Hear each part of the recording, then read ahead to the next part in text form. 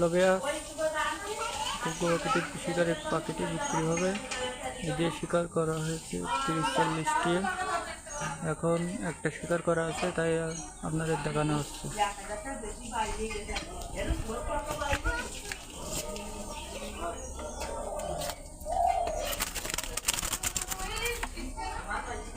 এই প্যাকেটে শিকার করা হয়েছে এই পাখিটির দিয়ে। আরও অনেক শিকার করা হয়েছে। আপনারা যদি নিতে চান তাহলে যোগাযোগ করবেন।